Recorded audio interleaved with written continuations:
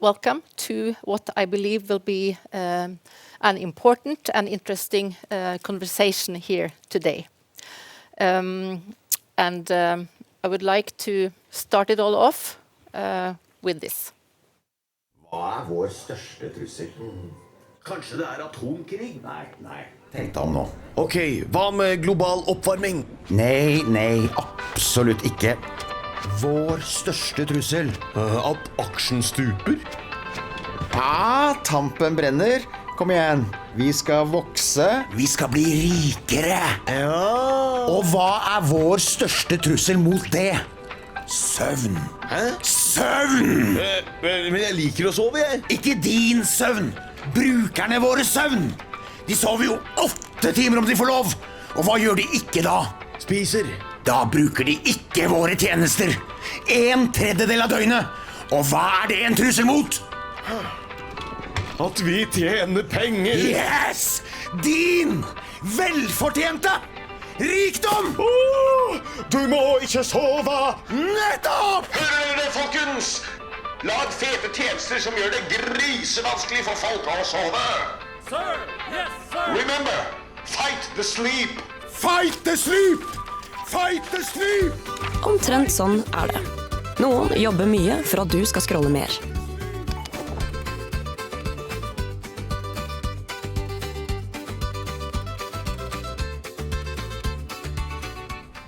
Fjo, nå føler jeg meg rik igjen. So this was a part of a campaign recently run by the Norwegian Media Authority towards the younger generation. And we will get back to these issues throughout this afternoon. My name is Mari Welsand. I am the Director General of the Norwegian Media Authority. And we are proud to host this conference together with the European Audiovisual Observatory. Norway holds the presidency of the observatory this year. And we have used this opportunity to put a topic that is close to our hearts on the agenda. How do we protect children and young people online without closing the open democratic spaces that we all depend on? Let me start with a number that stays with me. 9 out of 10 Norwegian 9 and 10-year-olds are already on the mobile phone. They have their own mobile phone. And half of them also are on social media. These are not teenagers, they are primary school children. And the digital world they navigate in is not designed with them in mind. We know that the online space offers real value, connection, creativity, participation. But we also know the risks are real, and they should not be underestimated. Across Europe, this conversation is gaining urgency. New EU regulation is addressing online safety, and several countries, including Norway, are debating whether to raise age limits on social media. And alongside regulation, media literacy and education remain essential tools for building resilience in young people. But the question that sits at the heart of all this, and the one I hope that we will wrestle with today, is the one of balance. Children have a right to freedom of expression and to participate in public life. But they also have a right to be protected. Holding both of those rights at once is not easy. It requires exactly the kind of exchange that this conference is designed to enable. And I'm very pleased that the European Audiovisual Observatory brings both research depth and a pan-European perspective to this work. And it's now my pleasure to hand the floor to the Acting Executive Director, Maja Capello. Thank you, Mari, and it's a pleasure also for us to co-welcome you all to this Norwegian Presidency Conference 20 years after last time Norway had the presidency. It was in 2006. Så tusen takk, Mari, for varm velkomst. Vi glad for å være her. And I would also like to thank for the topic. I will explain you a little bit how this works. But before that, let me just tell you that we have come from Strasbourg. The European Audiovisual Observatory is part of the Council of Europe. And every year we rotate the presidency. It's up to our countries to candidate, and we were very happy to welcome Norway when they proposed to have it here. And with the presidency package, there is also the organization of a conference, which is an opportunity to discuss together on topics that are on the priority for the host country. We have our official meeting tomorrow with the members of our Executive Council. I see many of them here today. Welcome, everyone, and thank you for joining. Also for you watching us online. And it is a particularly welcome topic this year about protection of young people online, because it's a topic that is not new, certainly. It's been discussed over and over again, so it's certainly not new. But it is new, nevertheless, because the first time this was handled at European level, it was in 1989 with the so-called Television Without Frontiers Directive. But at the time, it was about individual harms. It was about the contact of individual minors with exposure to harmful content on television. Today, it's a completely different story. We are talking about a variety of sources that minors encounter online, not always even willingly. So things have changed a lot. Today it's more about managing risk, distributing responsibility, and of course also protecting while ensuring a safe space. And the aim of this conference is to discuss a bit the regulatory challenges on how governments, regulators, lawmakers, policymakers, stakeholders, all actors involved manage to balance these two needs, to protect the minors online while at the same time empower them. So we will discuss issues like how rules can be enforced in an effective and proportionate manner, and also pointing to the fact that even if we have the EU trying to give a common approach on most aspects, on this, there are many national initiatives that are exploding right now. So we are going to look into fragmentation, harmonization, how does this look in practice, and how does a meaningful protection look like with regard to the balancing with their rights. But let's get slowly started. We will have two panels. We will discuss enforcement and empowerment, and we will start with enforcement across Europe with two presentations. And it's my pleasure to call Sophie Vallet from the European Audiovisual Observatory, she is the Deputy Head of Legal Department, to give us an introductory presentation of the legal mosaic that exists out there on this topic. Sophie, the floor is yours.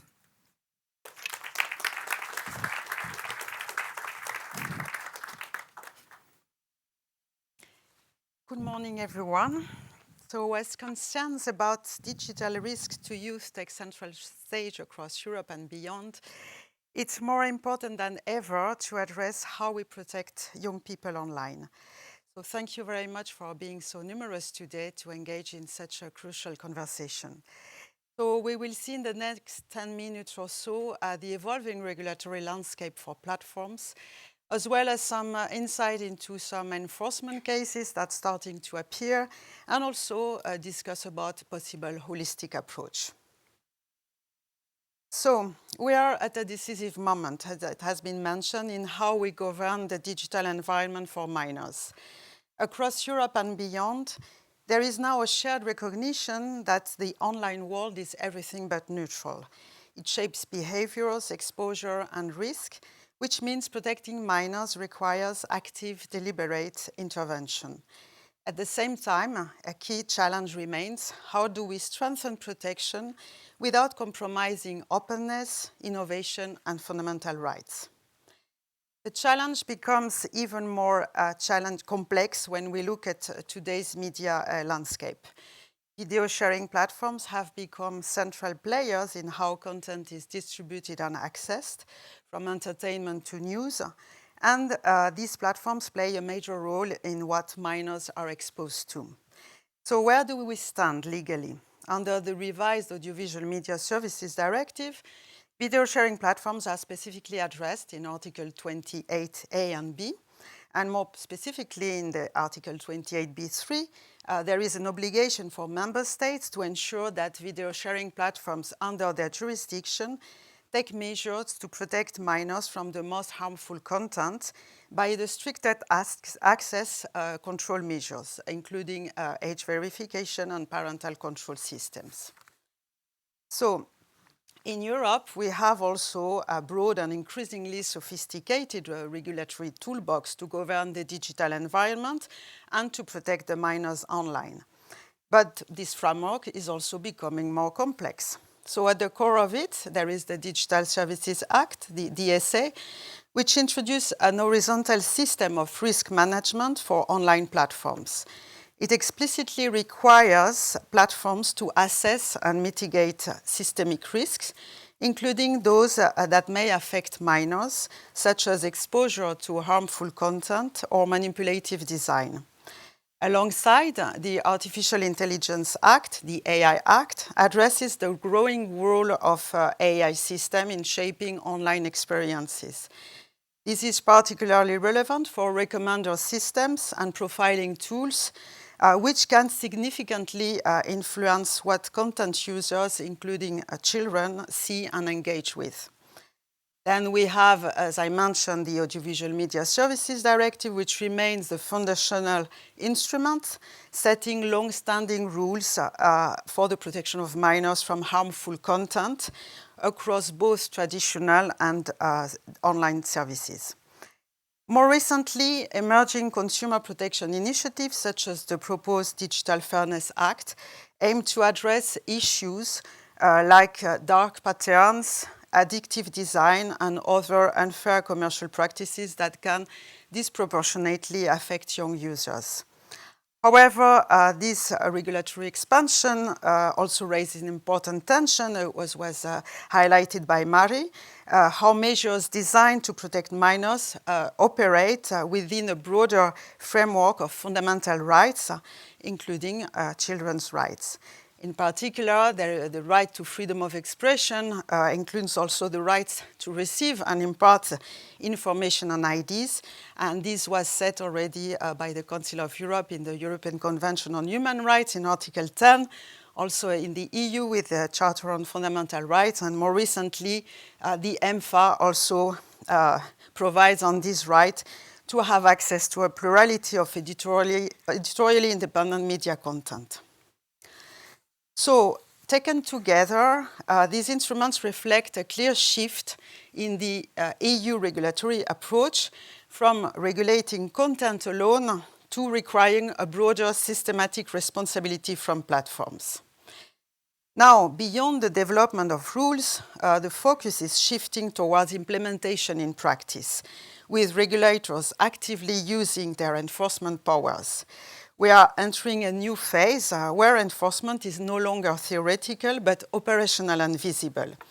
This is already visible in a series of high-profile cases and investigation, and to just cite a few, and maybe you will discuss it with the experts a bit later, we have seen in the Netherlands the Roblox case, where the Dutch Authority for Consumers and Markets launched an investigation on child safety and age-appropriate access measures for an online game platform.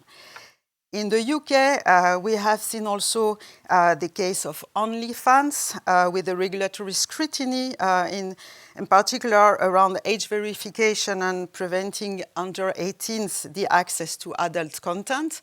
And this resulted in a fine of more than £1 million imposed by Ofcom. Then, at European Commission level, proceedings were opened against Meta under the Digital Services Act for failing to identify, assess, and mitigate the risks of minors under 13s accessing their services. So, taken together, these developments show that compliance is no longer abstract. It is being tested in real time through regulatory and judicial processes across jurisdictions. Let's now have a look at national level. There is also, as was mentioned by Maya, a growing momentum at national level. Across member states, many governments are considering restrictions on access to social media for minors below a certain age. In France and Portugal, and very recently in Sweden, these discussions have already progressed into a draft legislative proposal. And similar debates are also taking place just outside the EU, in Norway. Also, a bit further away in Turkey, a law was just adopted banning social media for children under 15. If we look further afield, Australia stands out as the only country that has already implemented such legislation. And we will see in a moment an early real-world feedback of how it works in practice with the e-safety commissioner from Australia. Beyond Europe and Australia, a range of countries are also exploring or proposing comparable restrictions, reflecting a broader global trend and concern towards stricter age-based access rules online. What we look at when we look a bit closer, we see that, however, there is quite some variation in how countries approach the age threshold for access to social media. In some proposals in the EU, the range is between 14 and 16 years old. If we look at global level, we see it can come from 13 years old until even 18 years old in some cases. So there is quite a variation at national level on how to approach these age thresholds. It's something that has not been decided in many countries yet or is under discussion. So what does it mean? These initiatives reflect legitimate societal concerns about the protection of minors online. However, they also point to a growing risk, regulatory fragmentation across jurisdictions. As different countries adopt different approaches, a patchwork of national rules is emerging. This fragmentation may undermine both the effectiveness of regulation, especially in relation to a question which is precisely cross-border, and it also can have an impact on legal certainty for platforms operating across borders. So the key question seems to be now no longer what rules exist, but how do we make them work in practice?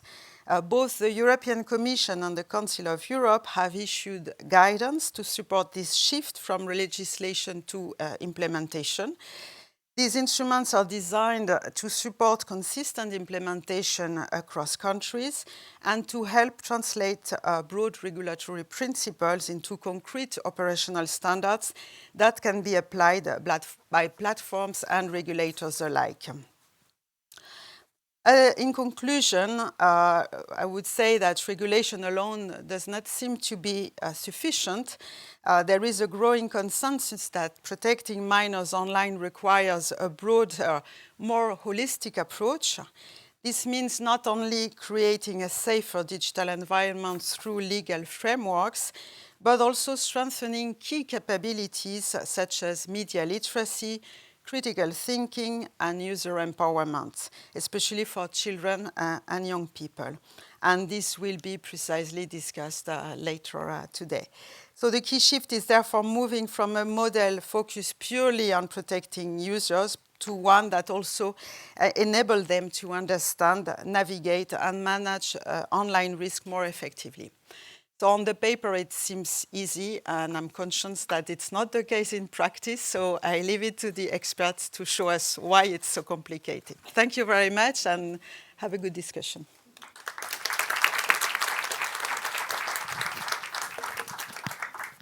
Thank you very much, Sophie, for this overview. And let's now turn around the globe and discover how it's going at the antipodes. As you know, Australia is the very first country where a social media ban has been introduced, and we will have now a video recording from Australia's e-safety commissioner, Julie Inman-Grant.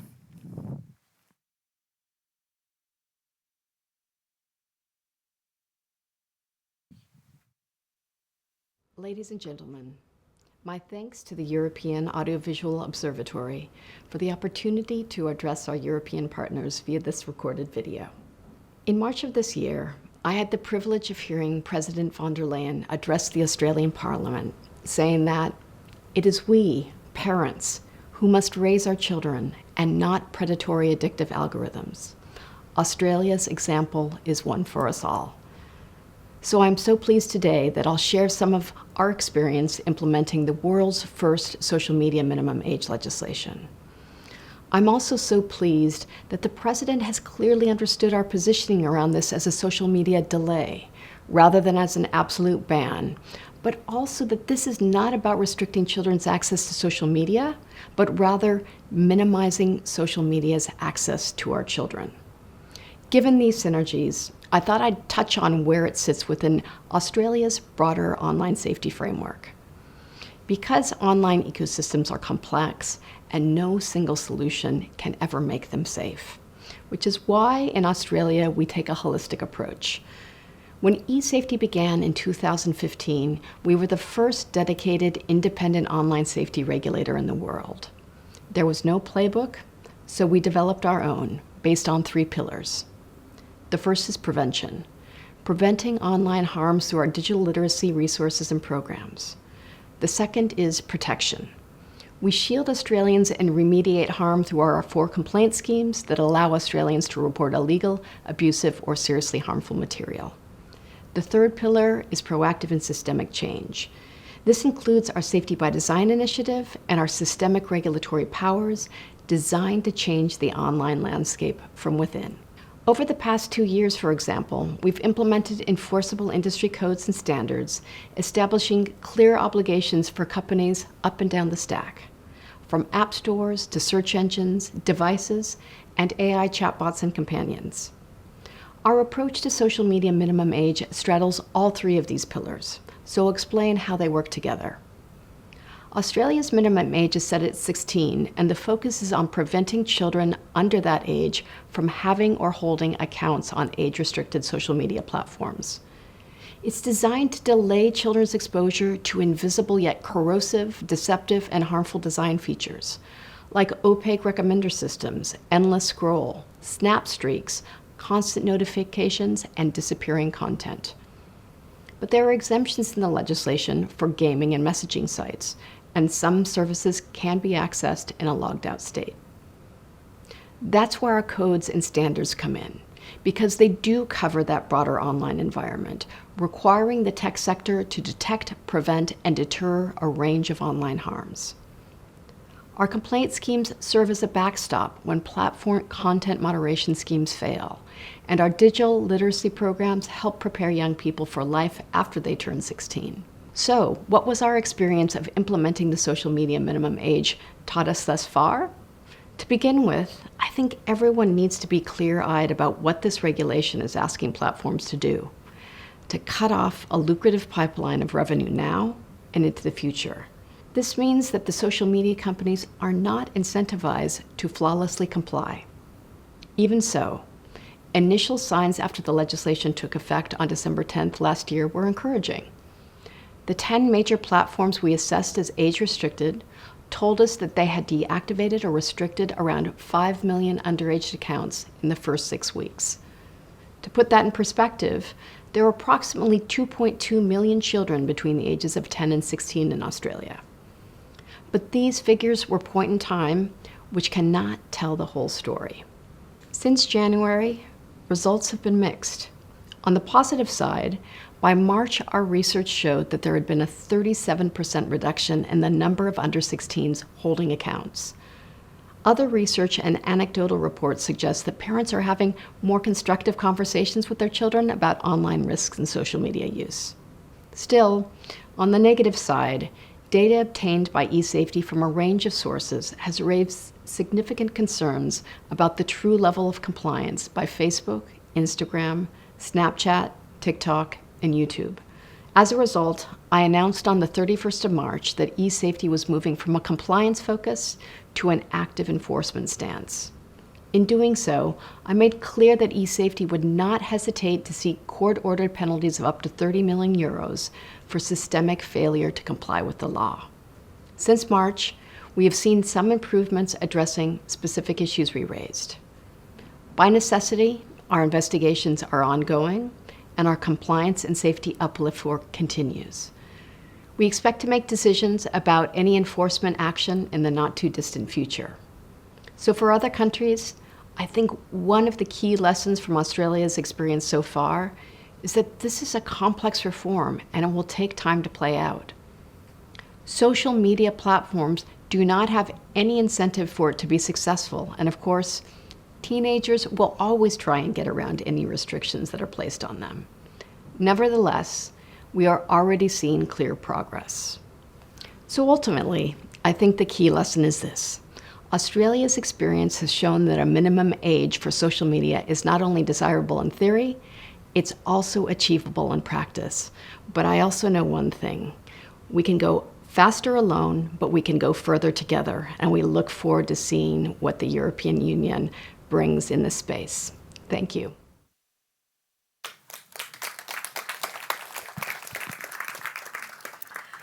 That was an enlightening testimonial of not only how things go well, but also reflection that can certainly be useful for us too.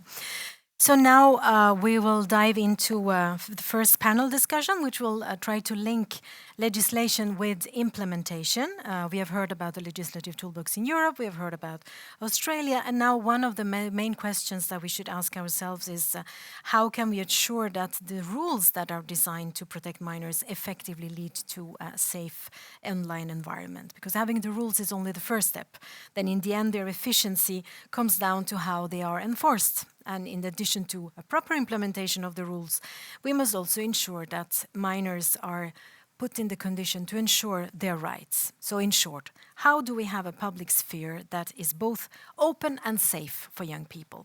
We will get into the right mood with a little video that I invite you to take a look at before we dive into the panel. Hjernen har jo dopamin, og så det mye spennende på TikTok, så da har man veldig lyst til å åpne igjen for å få nye morsomme videoer. Man vet aldri hva man kan få, så da vil man jo sjekke det om og om igjen. Jeg tror det liksom noe med algoritmen og hva du får opp, og at de liksom veldig gode på liksom bare holde deg gående til å scrolle helt til du liksom ikke orker mer, holdt på å si. That's how it goes. And let's now see how this difficult balancing act goes with our distinguished speakers. And I would like to call Rowena Burke, Head of International Content Policy at Ofcom, the UK Media Authority, Niels Fischer-Kerain, Assistant Director at the Commissionen Mean, the Irish Media Authority, and Inge Velbergen, Senior Legal Officer at the Dutch Ministry of Education, Culture and Science. Thank you to all three of you for being here. You represent different bodies, different countries, but there is a common ground between all three of you. You care about minors. You care about how this online space can be made safe. And I would like to start with a question to Rowena and Inge, because I know that you have your views also supported by research on social media bans. We have seen they are popping up a little bit like mushrooms everywhere now. And but is this a good or a bad idea? Let's just put that straight. And what does research say? Maybe, Rowena, you want to start? Yes, absolutely. I mean, very simple question, Maya, to get us started with. Look, I think, as we've heard already from today, protecting children online is a shared objective of everyone, kind of around the world. And what's been interesting with the debate is, can we still achieve that shared objective whilst not restricting children's access to platforms and not restricting their rights to information, to expression, to participation? Yes, so in the UK government has recently closed a consultation exactly on this topic. It got, I think the latest figures are over 90,000 replies, which is substantial. Massive. Quite a lot of strength of feeling. And look, it's ultimately a question for government rather than for Ofcom. But as you say, Maya, we draw on a lot of our regulatory experience and probably have some reflections on it. So I think the first reflection from our perspective is, who is it who's making the decision? How are we ensuring that children's voices are heard and their perspectives are shared? So we published some research a couple of weeks ago. There we are, excellent. So everyone missed the answer that I said. That yes or no, it shouldn't be. Yes. So we published some research in the UK a couple of weeks ago, which is part of our regular research publications about children's experiences online. And we found from that 98% of children in the UK, aged 18 to 17, go online. So how are we making sure that children's voices and perspectives are part of this debate? Ofcom's an evidence-based regulator, so unsurprisingly, we're interested in what the evidence actually tells us. So are we in a position to have the evidence to be able to make a decision, like should there be a ban or a delay? And we just heard from Julie, and obviously everybody's looking to Australia to learn from their experiences there. And as regulators, we can't think about policy without thinking about implementation, right? So that raises a whole other number of issues. So if we just think about a social media ban or delay, don't tell Julie, are we clear on what we mean by social media? So we know that social media platforms or feeds are often a pathway to harm. But there's also real risks like grooming that happen on video gaming platforms. So should they also be in scope? And what about other apps that are also addictive for children? Should they be in scope as well? I guess it helps being a convergent regulator. Yes, definitely. And to have that broad view, again, a theme that we've heard already today is this holistic approach, which I think is essential. And then just the last reflection, if you allow me, Maya, is just about the unintended consequences. So again, the research that we published recently shows that 64% of 8 to 17-year-olds told us that being online is good for their well-being. We might have opinions on that ourselves, and parents and carers in the room might have opinions, but they're telling us that they go there to relax, to create, and it's part of their identity building. What's the consequences if that access to platforms are taken away? I think lastly, what might be the impact on platforms themselves. So we know that some platforms have put protections in place already. If we say, do you know what, actually children aren't going to be here anymore, what might happen to those restrictions? Might we actually see a bit of a rollback? That was a bit also what we heard from Australia, that they might then jump to something else. Yes, no? Very much. And do you share this view, Inge? What does research say in the Netherlands? And what is your approach? You are from the government, so it's a different kind of perspective. And you work also a lot with industry. Yes, we do. And I'm afraid I cannot tell a lot about the research because that's done by different institutions in the Netherlands. And it's not only my ministry responsible, it's a couple of ministries who are responsible for this topic. However, we have I think it's just over 100 days, a new government in place, and they drafted a coalition agreement. And there it states that the Netherlands wants to contribute constructively and practically to a strong European agenda for the protection of minors. The digital world holds incredible opportunities, but we also know that it comes with great risks, especially for young users. And I think we already saw it in the presentation by Sophie, that different countries in Europe have a different approach. And the Netherlands would prefer to have an enforceable European-wide minimum age of 15 years for social media, with privacy-friendly age verification, on which the Commission has been working, as long as social media is not adequately safe. So, and I really liked the comments that the e-commissioner made at the end, that we can go faster alone, but we can go further together. So I think we need to find a European approach and not that every member state has its own age limit. Absolutely. And we have seen also that there are a variety of age limits. So I wanted now to go to you, Niels. What do you think this could lead to a fragmentation in Europe if everyone goes its way? Is there a need to work together on this? Or and also, how does it help to collaborate? It's a bit following up on this tone on working together brings further. I think that can indeed lead us also in our discussion. And thank you for having me here today. I think regulatory fragmentation, I think, is something that we all want to avoid. I think it's in the benefit of no one, whether it's the platforms providers, the children, the regulators, the policymakers, the politicians. Regulatory fragmentation is something that we all definitely want to avoid. And I think everyone in the room here can agree that kids need to be safe online. we need to do more. They're not safe enough, and exactly more needs to be done, and more needs to be done faster. At Commissioner Mann, as kind of the regulator in Ireland, dealing and also as the digital service coordinator, as you can imagine, we've been talking about this quite a bit, not only internally, but crucially as well with our European colleagues through the various forums. And the way we see it there's kind of basically three options that we can take. We implement the current framework as it is. We strengthen the regulatory framework that it is. We have so many or the framework is already quite dense as it is, as we saw from Sophie's presentation.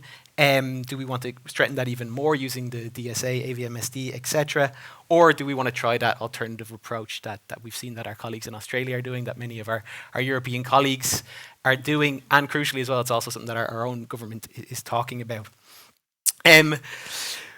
As regulators, as Rowena mentioned, we can't take a position. We don't want to take a position on this, but we do recognise that we are an independent media regulator. We are an interlocutor in these conversations, and so this is something that we need to talk about quite a bit.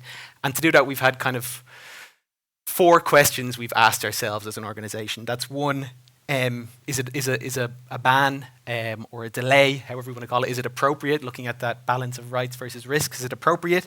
Secondly, is it feasible? Will this actually work? We've seen from our colleagues here in Australia, it could be working, but it might not also be working. So that that's a question we really need to ask ourselves. The third one, which is crucial for us as regulators, is enforceability.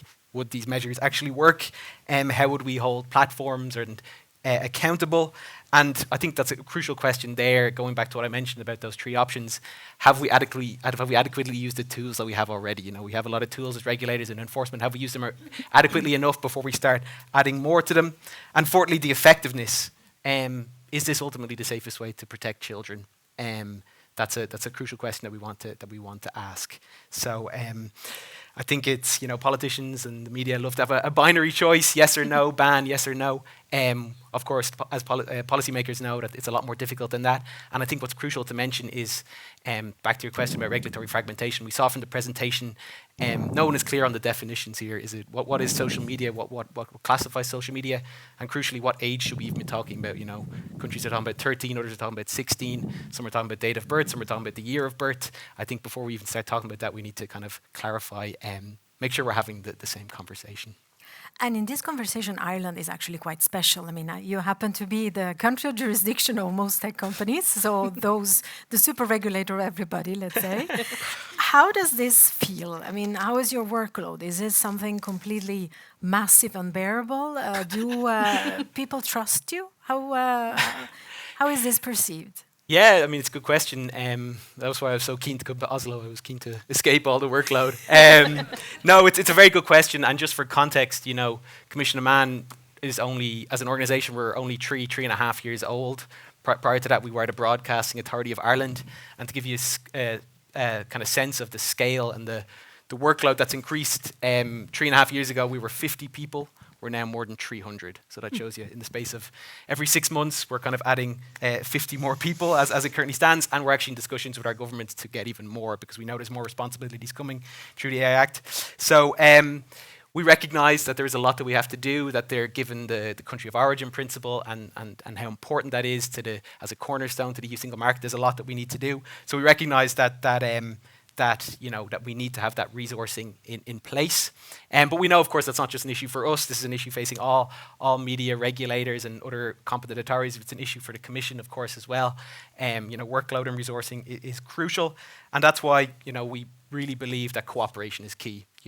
And not only cooperating with our colleagues in the Commission, but crucially also with all other networks. We're members of the European Media Board, we're members of the DSA Board, where we work with all 27 other regulators. We also work on the Global Online Safety Regulators Network with Rowena and her colleagues.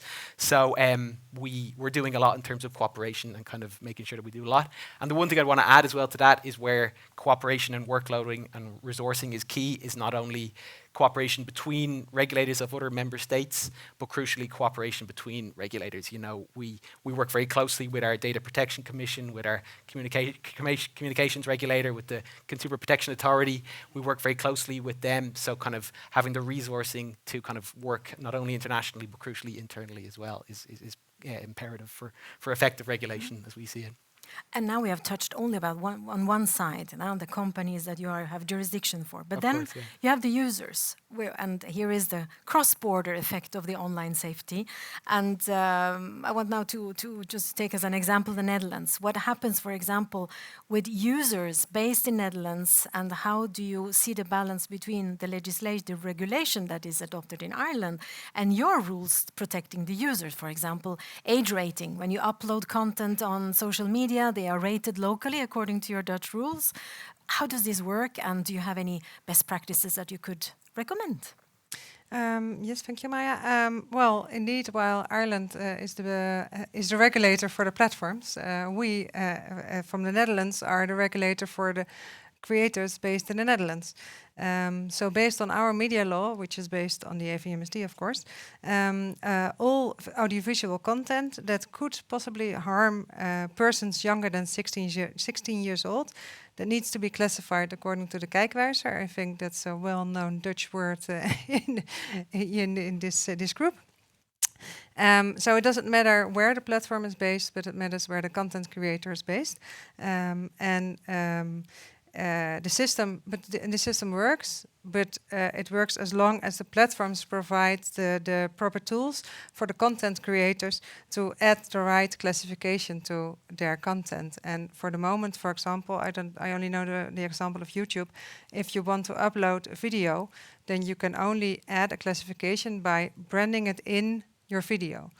So if you made a mistake in this classification, it should be another classification, then you should take offline your video and post it again. And I'm not a content creator, but I've been told that this is really terrible for your views because your views drop to 0 and you're old already before you uploaded it again. So, and when you say content creator, you mean influencers, influencers, right? Yeah. Just to make that clear to the audience, So they are not happy to lose their followers. No.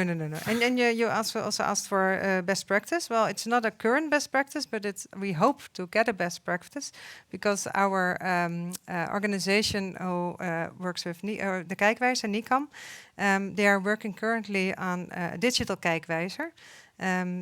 Which will be on the platform. So not on the content on the platform, but on the platform itself.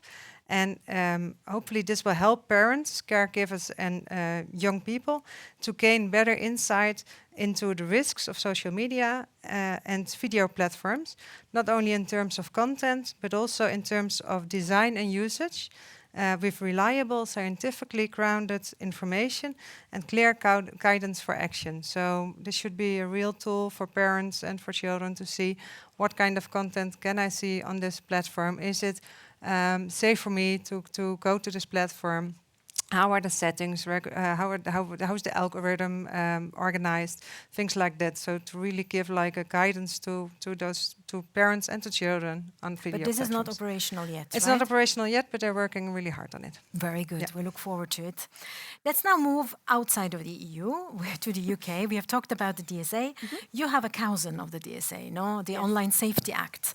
We did not talk about it in the presentation, but it's interesting perhaps to know for the audience how these two tools work side by side. Do you, how does it work to create coherence in all this? Yes. Yeah, and as you say, Maya, they're often referred to as regulatory cousins. I've also had them referred to as regulatory sisters, which I quite liked. So, not twins, but, close family. And look, they're fundamentally the regulatory architecture of the Online Safety Act and the Digital Services Act are one and the same.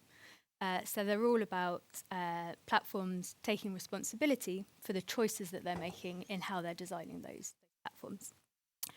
And the concerns of both the UK and the EU and the Commission are the same, which is how do we make the online experience safer for individuals and for societies. The platforms that we're regulating are also the same. So the VLOPs, the VLOSs in the DSA, on the OSA side, we call them Category 1 services, but they're essentially the same platforms. And that's also reflected in both of our investigation and enforcement work. So the Commission and Ofcom have both taken action against a number of platforms for, frankly, broadly very similar issues. Similarly, the regulatory priorities for Ofcom and for the Commission are also the same. So unsurprisingly for this conference, protecting children is really at the forefront of both of our work. So we actually entered into an administrative agreement with the European Commission a couple of years ago, which has allowed us to have many really fruitful exchanges on the topic. And we also have a trilateral agreement between Ofcom, the Commission, and the E-Safety Commissioner, who we heard from earlier, where again, it's just allowed us to have a number of really open and very useful exchanges about things like what do highly effective age assurance measures actually look like on adult platforms. So from our perspective, I would say they're working very well together. Ultimately, they're about working with countries with shared values and who have shared objectives. And again, as we heard earlier, pulling together, we're stronger together. Absolutely. Good and reassuring to know. So we have talked about the bans, we talked about jurisdiction. Now let's look a bit into the future. Artificial intelligence is there, it's come to stay, and it makes the conversation even more complex. So if we look a little bit at the dark side of it, minors can create deepfakes, they can be exposed to deepfakes. And I wanted to see, maybe with you, Neil, start with you. What are your tools at disposal to tackle this? It must be very, very difficult. Yeah, no, it's a really important question, Maya, and as you say, it's here to stay, artificial intelligence, and everyone is using it from certain ages up as well.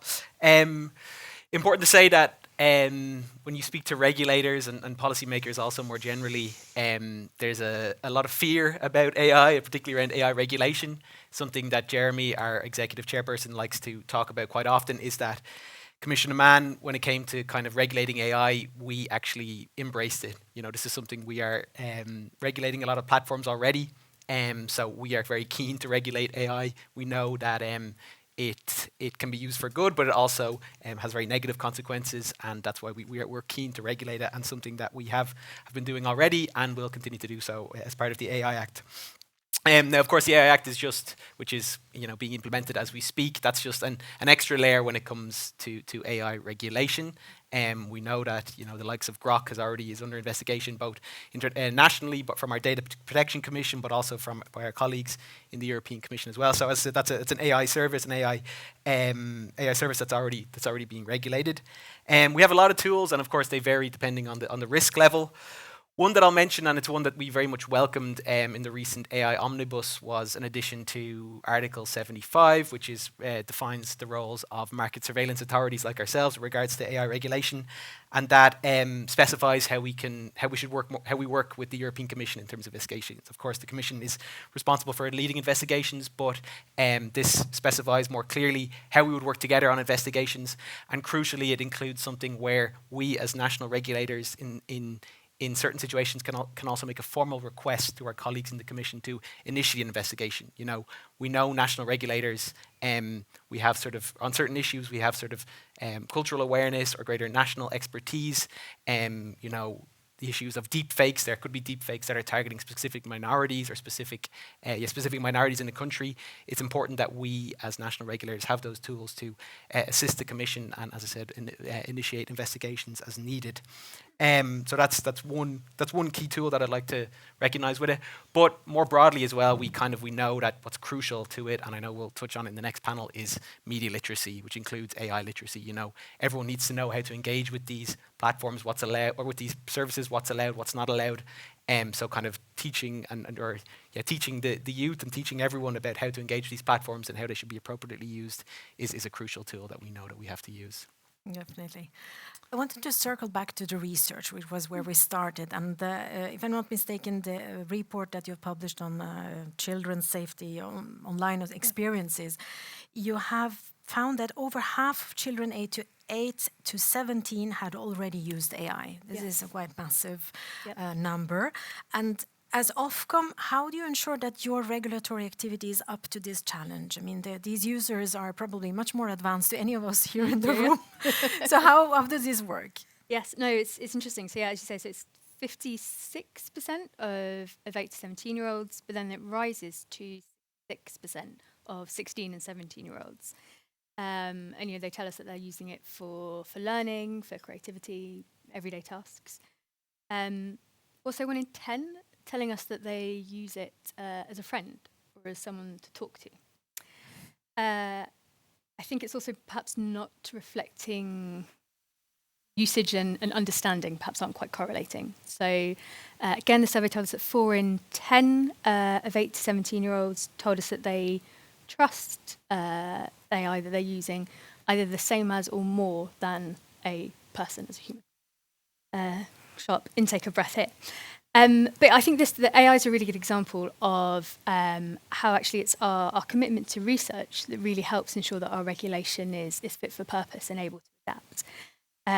So, these things are telling us, okay, feels like there's something that we need to be doing here and looking at when it comes to AI. So as an example, we're starting a project on trust in AI chatbots. So exploring things like how kind of different language shapes users' experiences and their trust in chatbots. And then also what that might mean for their media literacy skills, as Neil was talking about with the kind of AI literacy lens. So having that research and having that evidence means that it can then help us in terms of setting a direction for our policy work or our perhaps some media literacy interventions that we might want to look at, and ensure that our work is up to date rather than constantly trying to play catch up on some of these issues. Indeed. And technological innovation can, of course, not be limited. It should rather be accompanied. So here comes my question to you, Inge. You work a lot with industry as government. How do you accompany this process? Does this cooperation help? Well, I think we heard the word balance used already a few times. I think the challenge is to find the right balance between protection on the one hand and innovation, participation and freedom of expression, but also right to information on the other hand. And industry indeed needs to be involved because they're the one implementing it in the end. So if you take them on board in an early stage, you can work together to find the right solution. And that's how Kijkwijzer also works with NICAM. All the stakeholders are involved in the process. They're involved in the organization and they're also responsible for doing the rating process. So I think industry needs to be involved, but also independent oversight by authorities because, well, also those stakeholders need to be oversight. We think that we really need to shift control from platforms determining what users see to users, especially young people, to make informed choices themselves. To focus on transparency, providing information upfront, empowerment rather than restriction. And of course, coming from the Netherlands, we also would like to have a scientifically grounded classification system. Sounds like a good recipe. Well, we are approaching the end of the panel, but I don't want to let you go before asking you about your one big challenge. What do you see as the big one when it comes to securing this balance between safe and open environment? Nils, you want to start? Yeah, it's nothing new because it's been touched on already, so apologies for not much uniqueness here, but 30 seconds. Yeah, sorry. Chatbots. Chatbots. Everyone is using them, including kids, as Rowena said, including a lot for emotional support. I think it's crucial that we start talking about these. Just because they might not be classified as high risk, particularly those that are being used for mental health or counselling services. That's something that we're very conscious of that kids are using to work, particularly because the kids that are using them, the data shows, are kids from more, either from minority or from more socio-economically deprived backgrounds. So kind of crucially ensuring that the guardrails are in place and that literacy is there to counter that, I think is important. You're challenging it? I think it will be commercial incentives that may conflict with safer internet. Indeed, tricky one, that one. And Rowena, your challenge? Yeah, I was going to say very similar. So the business models. So we saw that from the video at the start, right? As long as the platforms are designed in a way that is about adults engaging with content and staying on platforms, there's going to be a tension there that's going with keeping. Indeed. So, well, with this, I would like to thank our three panelists, Inge Velbergen, Nils Fischer-Rain, and Rina Burke, for their participation in this discussion. I think it's clear collaboration is key, but also follow innovation closely without hindering it and trying to find this balance.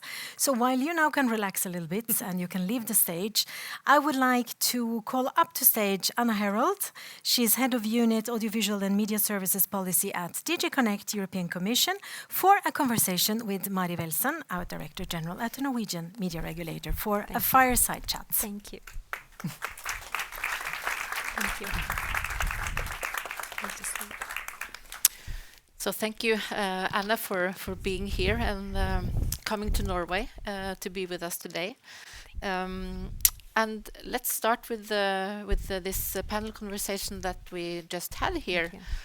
When hearing the reflections from these three in the panel, what's your reflections on this? Yes, no, it's been a very interesting. Thank you all to all the panelists and to Maya for her expert moderation and really getting the most of our experts here.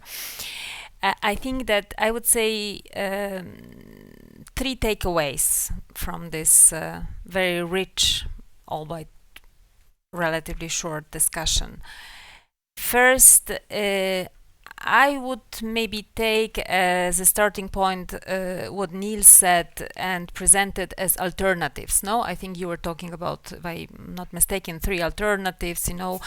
Whether we need to implement the social media delay, whether we need to better enforce the current regulations, or whether we also need to strengthen the current regulations, if I understood you correctly.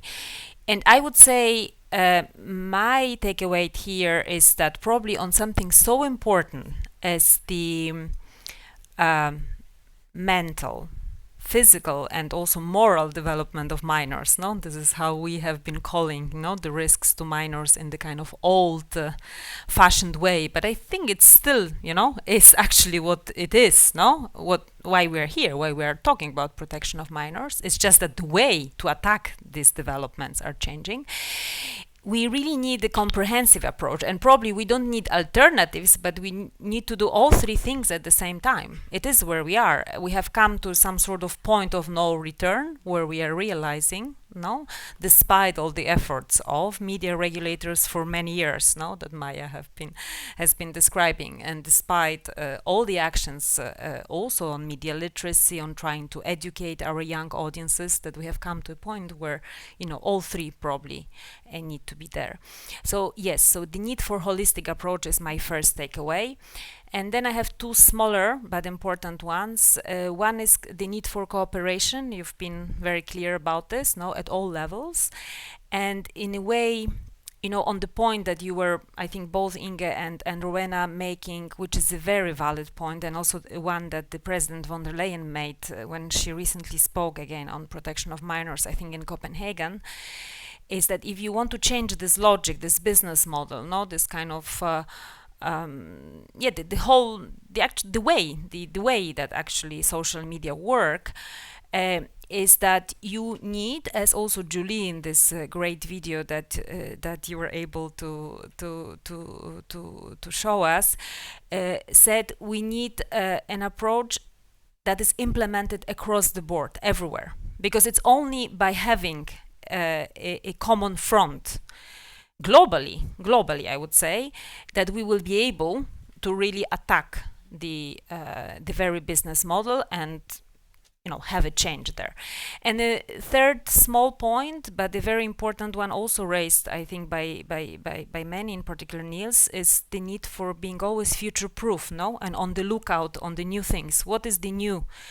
And design our regulation in a way that is able to catch immediately the new hype. Now is what you have been saying. It's about the AI assistants, the chatbots, especially also as companions. As Julie was explaining, they have designed a regulation that already, had them in mind.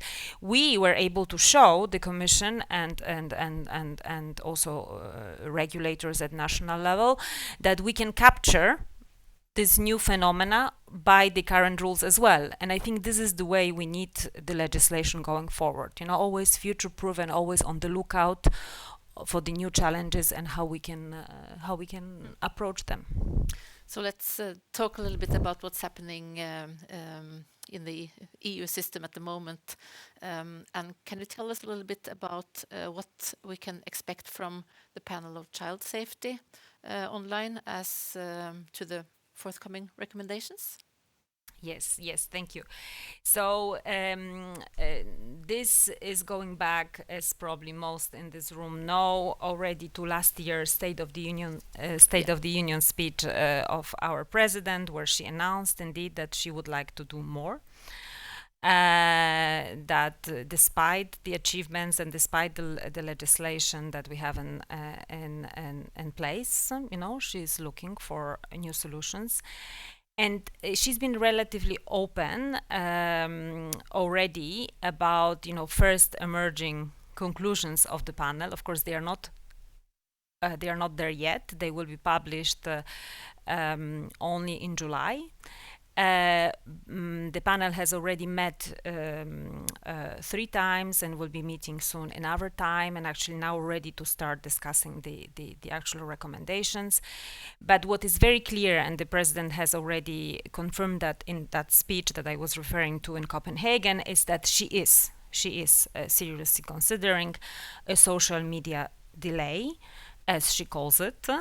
And also, as she calls it and as she sees it, it's interesting that there is a meeting of the minds with the e-safety commissioner, because she is seeing this as limiting the access of the social media to the children and their minds.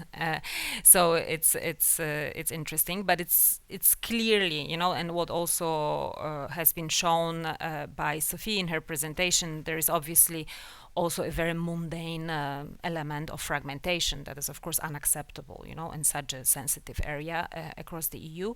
So there will be a social media delay. Of course, the details are still in the making. What does it mean, exactly? I cannot tell you, but there will be. Another thing that there will surely be, and she's been also very outspoken about that, and we already have a recommendation in place, is also to have solutions then to make that happen. So the age verification, it's the app, the technical ways of making, it work in practice.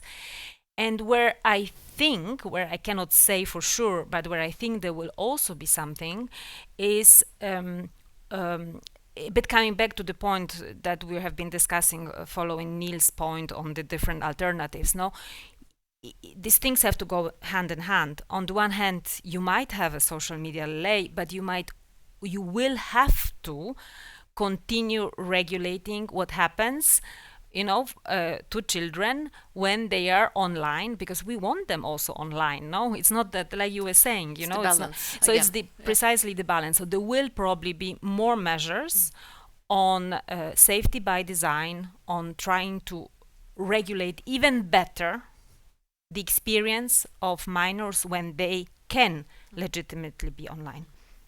And then we also have the AVMSD review coming up. So can you also tell us a little bit about what to expect there when it comes to protection of minors online? Yes. Our old good AVMSD, yes. which is, and I'm so grateful to Maya that she's been promoting it, so forcefully.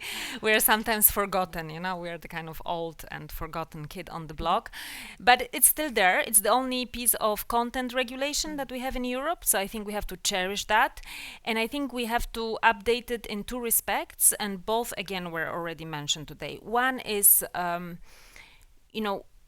probably we have to think even better which categories of content we want to protect children from. And this is the value added. No, our Irish friends has shown us the way with the online safety code, with clearly declaring certain categories of content unacceptable. No, instigation to self-harm, suicide, cyberbullying, promoting eating disorders. I mean, these are things that have no place online and should be restricted by terms and conditions. So I can certainly tell you that we are considering defining this concept of what is harmful to minors a bit better.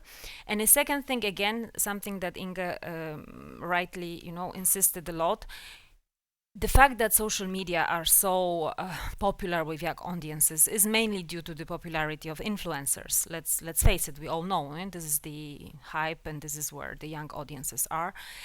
And this is why we have to regulate them better in a more harmonized way. Inga was giving good examples as how it can be achieved, but it has to be achieved together because, of course, this is an ecosystem. Now, so content creators, influencers have to be regulated better. Especially for the advertising content, for the advertising standards we have in the AVMSD have to be effectively applied to them. Considering that it's been quite striking for me to learn that I think there is a Danish research showing that half of the content that young audiences consume on social media is advertising. I mean, it's shocking, no? It's shocking. I mean, it's really amazing.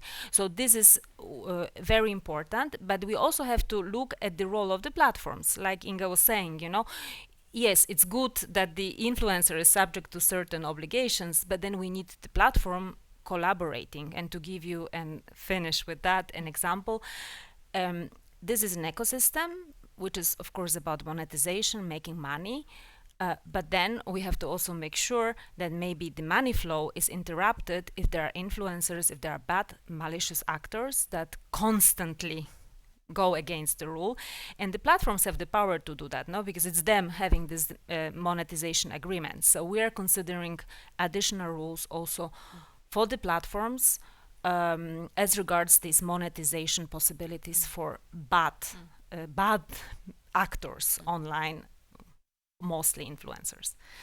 And then the last question, how to ensure that it will be a good alignment between DSA and AVMSD in these matters? Because that could be an challenge as well. Yeah, there I think I would come back to the point that I think you have been all showing and making, with your presence and with your daily work, which is it's all about making sure that the enforcement is basically coordinated and that it's very clear who is the enforcer, for which actor, who takes precedence, if both, can act, then it's clear, that if one starts acting, then the other, of course, refrains from duplicating the work of its colleague. And I think we have good rules. So for me, it's really about now finding an even better enforcement structure and maybe leaning also a little bit more on the DSA enforcement structure, also as regards the regulation of content, because, this is the kind of last, although we do have, like Rowena was explaining, we have administrative agreements with regulators outside, but we also internally, media regulators are cooperating with the Commission and the DSCs, but probably there we need an even better, more performing and more united enforcement structure. To make sure that nobody can then claim, actually, I'm regulated here by somebody else and you should not be regulating me. No? And probably cooperation also will be even more important for the time to come. Indeed. So thank you very much, Anna Harold, for being with us. And before giving her an applause, I would just like to announce that we now will have a coffee break for those of us being here in Oslo. So we will be back here at 4:25. So please be back here at 4:25, and there will be coffee in the hallway. So thank you so far, and an applause, and thank you to Anna. Thank you, Mari. Thank you for having me. Thanks. Welcome back, everyone. We truly hope you enjoyed your coffee. Also, welcome back to all of you following us online. My name is Stian Barsnes Simonsen, and I'm head of communication at the Norwegian Media Authority. And at this session, we will explore how minors, families, and educators can be empowered to navigate the digital world more safely. In being in Norway, we will focus on the Nordic countries, their media literacy initiatives and experiences, and how youth perspectives can be included in this important work. The 5 Nordic countries recently conducted a joint survey on media literacy for the first time. And Martin Karlsson, a research officer at the Swedish Agency of the Media, will represent the main findings concerning children and young people. The stage is yours, Martin. Thank you very much, and it's a lovely opportunity for me to be here for you to present for you today some of the key findings from this survey and tell you a bit more about it. And for those of you who don't know about it, I can tell you that it's available to download at the web page of the Nordic Council of Ministers, who also were responsible for the funding of this survey. And in our project organizations, we had representation from Sweden, Norway, Denmark, Finland, and Iceland in the steering committee. And we also had all these 5 countries contributing with expertise and advice as we drafted the questionnaire for this survey. So I'll start off by saying or giving you a context to the survey, what types of questions and how the population looked like and so on. And then I'll move on to present some of the key findings from the child survey, that is.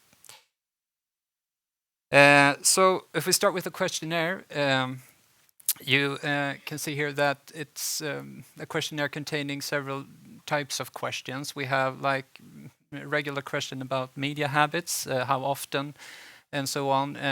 People use different kinds of media. We also have questions about attitudes towards media, what they feel and believe in terms of quality and so on.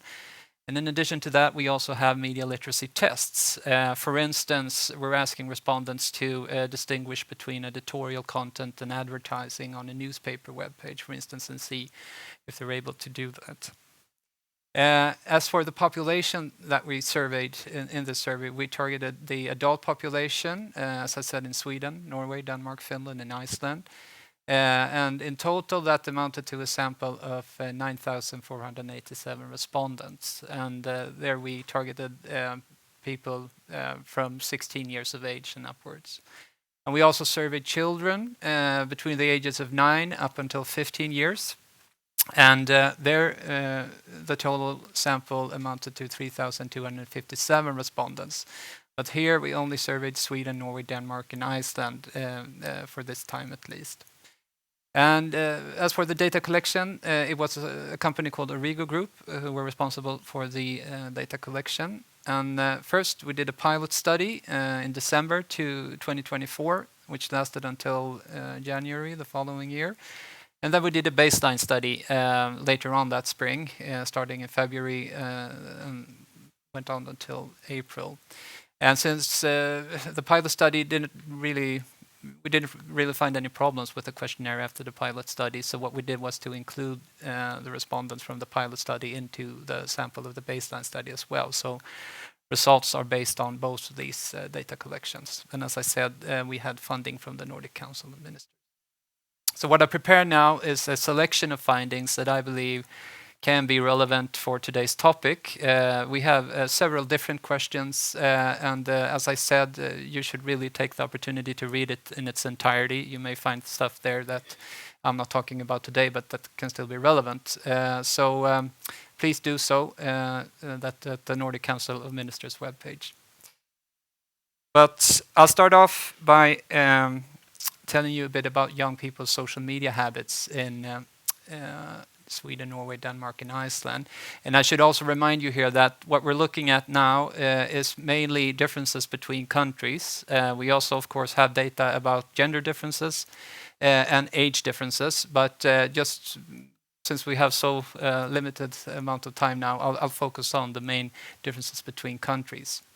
And what's important to note here then is that among these different social media platforms, the most frequently used platform is YouTube, where a majority of children in at least Denmark, Norway, and Sweden use it on a daily basis. In Iceland, there are not as many, but still quite many. And the second most used platform is Snapchat, and the third most is TikTok. And If we compare the countries, we can see overall that Swedish children seems to be the most frequent users of all these platforms, and that's in spite of the fact that we commenced the pilot study in December 2024, and that was 2 months after the Swedish authorities had announced the screen time regulations. But please note here that we ask for the daily usage, so we don't ask how many hours a day they use it, but it's still an interesting case in point here. And Icelandic children seem to be using these platforms slightly less frequently than compared to their Nordic peers. Moving on, we also ask questions about young people's news media habits and from which different kind of outlets they receive their news. And perhaps not so surprisingly, the most frequently used outlet for news is social media in all 4 countries. And the second most frequently used platform then is television. And what we also do here, as I mentioned, is to ask about their attitudes. And among the different set of questions we ask is to what extent they value the quality of news in different news outlets. And these tables are perhaps not perfectly clear to you, but here we have a set of questions where we ask children to evaluate the quality of news in different media outlets. And what is clear here is that although the most frequently used platform for news is social media, they still value the quality of news in television more. And that, I think, is an interesting case in point here that we can take with us, because there seem to be, well, it indicates sort of a critical awareness, at least, that there is a difference between where and how news is published and where it comes from, that people seem to be reflecting about, and it's especially children. In addition to that, I'd also like to bring up another set of questions that we ask, and these questions have to do with young people's own responsibility when it comes to spending time online and what they do online. And here it's fairly clear that a majority of children in all Nordic countries have a strong sense of responsibility for what they do online. They do feel they have a strong responsibility when it comes for what they can post online, and that it's important to ask for permission before you tag family or friends before posting online. It's also important that what you post actually follows rules and regulations online, which is another question we ask. And many also feel that it's important to use the comment section to challenge bait or when other users attack others, to stand up for those that are victimized online, which is another thing that sort of indicates that there seems to be a strong sense of responsibility among children. What we also do here is to ask what they do when they, for instance, use social media.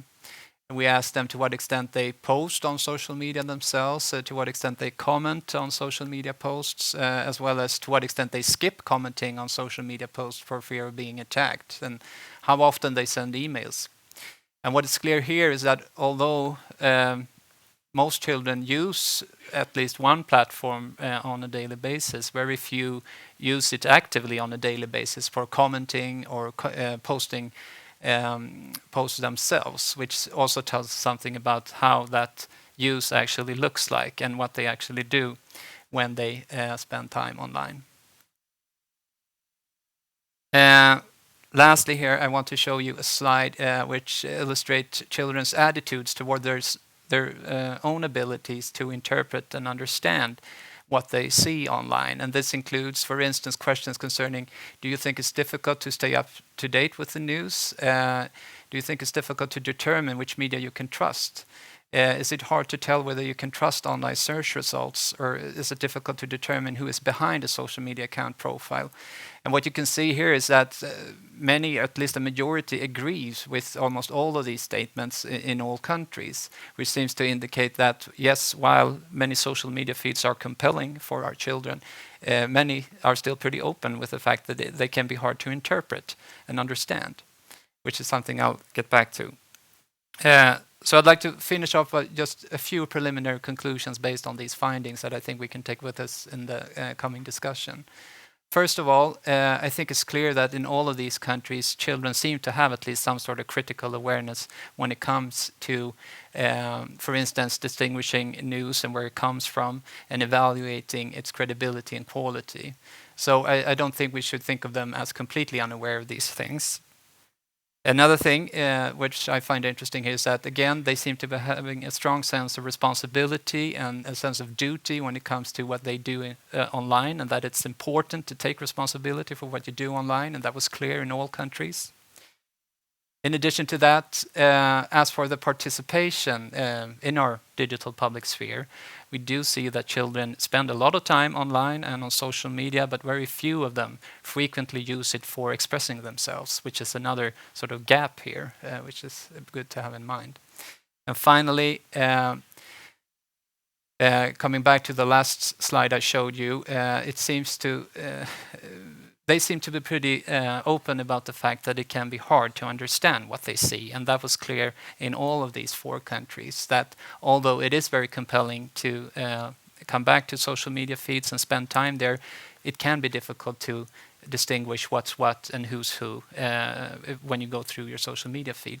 And the question here is, of course, is that an indication of a lack of media literacy among children? Or is it an indication of lack of clarity in social media feeds and how we should interpret them?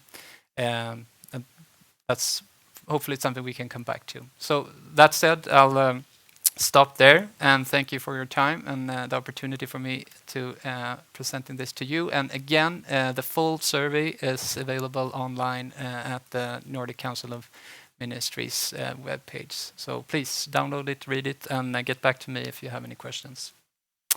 Thank you so much, Martin. Then we will move back to Norway and a recent report produced by the Norwegian Media Authority named Trapped in the Feed. The report addresses how design and functions on social medias and on digital services affect the user habits of children and young people, and what risks that represents. So please welcome Head of the Department of Media Literacy at the Norwegian Media Authority, and my good colleague, Maria Grande. Thank you.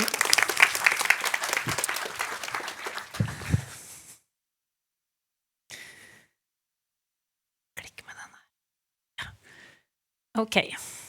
So are we trapped in the feed on apps like Snapchat and TikTok? New research from the Norwegian Media Authority strongly suggests that many young Norwegians experience that social media have this effect in their lives.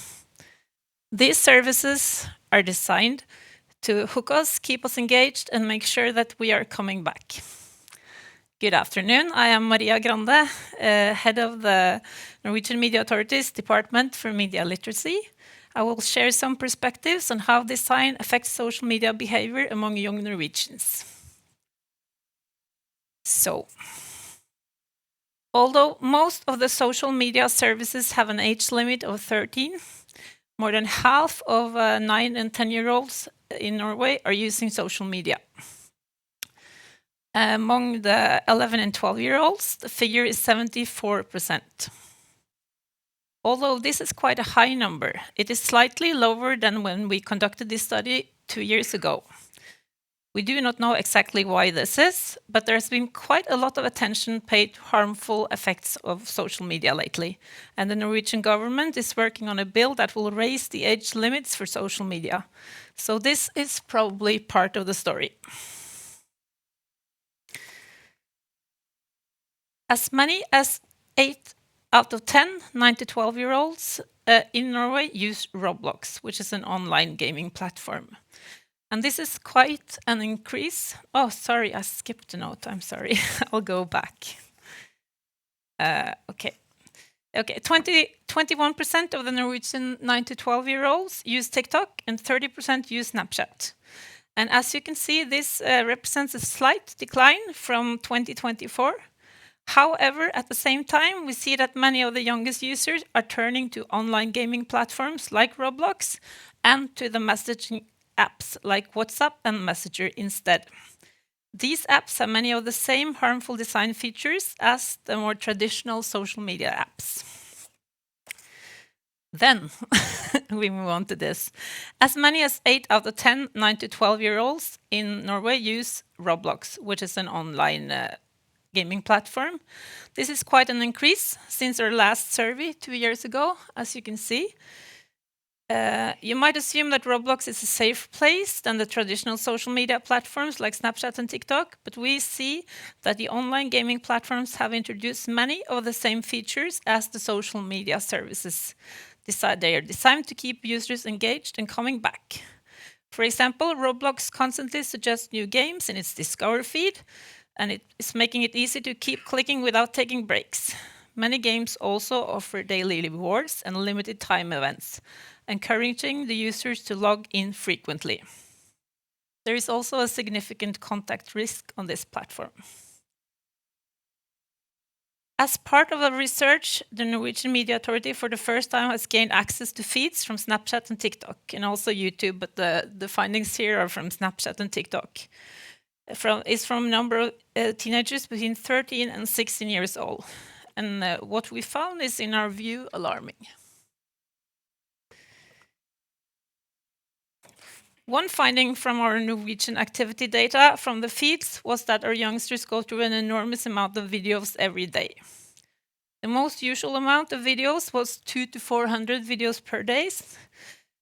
But we had also super users in our material that saw on average 1,500 videos every day. For most, the video consumption happens in many short sessions. In my view, our most alarming finding is connected to the many interruptions during the day. In our material, the most usual pattern was to check on TikTok every 8 to 12 minutes. So that's the mean screen return time. So we also discussed these findings from the activity data with the target group using focusing groups.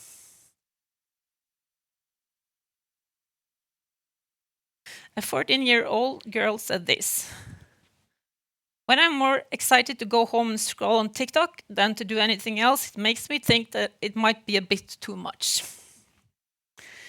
And a quote from a 14-year-old boy: "I often think that I only spend a few minutes, but suddenly more time has passed than I intended. One video leads to the next, and because they're entertaining, and before I know it, an hour has gone by."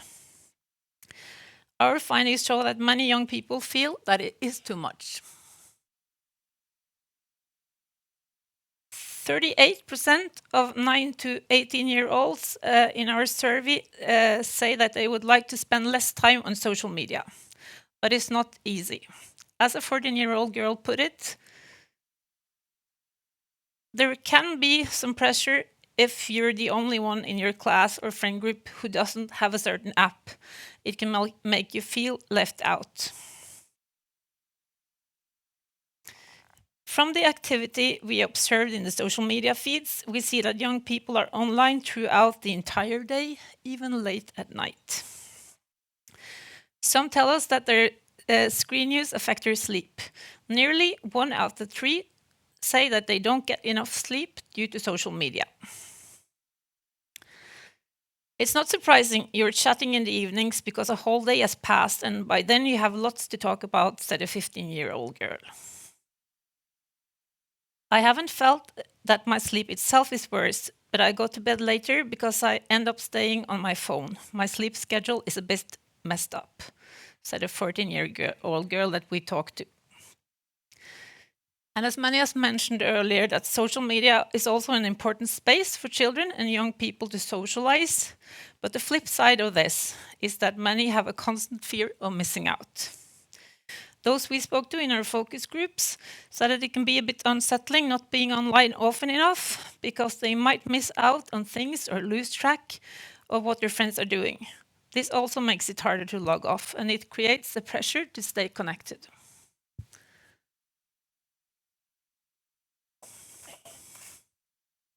A 14-year-old boy put it this way: "I send a lot of snaps in the evening because of streaks, and when I wake up, I often have 50 or 60 replies waiting for me." And a 15-year-old girl said, "Whenever there's a break or you're waiting for something, the first thing you do is to pick up your phone. I feel like I'm addicted to it." So what do we see as the key points in this research? First, the main problem is not that young people lack self-control. or that parents are not doing enough to protect them. The biggest challenge is that the apps that young ones are using are deliberately designed to trap you and keep you hooked. These design features and functions make it harder to control your use and can contribute to a sense of addiction. We therefore believe that the large companies behind the social media should face stricter requirements and take greater responsibility to ensure that children and young people are safe when using their services. The Digital Services Act will hopefully play a key role here. These days, several countries are discussing raising the age limit on social media. So is Norway. The government plans to submit a new bill to Parliament during this year, suggesting that the age limit on social media will apply from January 1st, the year in which a person turns 16. One discussion going on in Norway right now is how social media should be defined when age limits are set. From the Norwegian media authorities' point of view, this should not be about whether a service traditional is classified as a social media. What needs to be considered is which features, design elements, and contents might be harmful to children and young people. A third point is that age limits probably will have limited effect if they are not followed by effective age verification tools. Last but not least, I would like to underline that we need a broad set of measures, including media literacy initiatives, that will be covered in the panel discussions coming out. Thank you.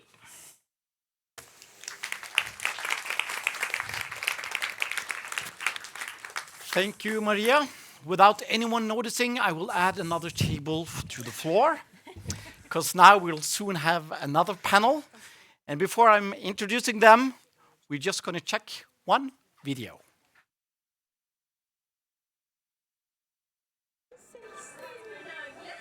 Man blir jo liksom fanget I skjermen på en måte. Alt for mye, det stresser meg og gjør meg veldig sliten. Jeg alt for mye på TikTok. Jeg kan for eksempel ha sånn skjermtidkontroll. Lage meg litt mobilfrie zoner, for eksempel ikke mobil ved middagsbordet, ikke mobil på badet. Jeg har ryddet rommet sånn veldig grundig sånn flere ganger bare for å ikke se på skjerm. Man finner på litt mer å gjøre på fritiden, I stedet for å bare se på telefonen. To have representatives from 4 of our 5 Nordic countries here today.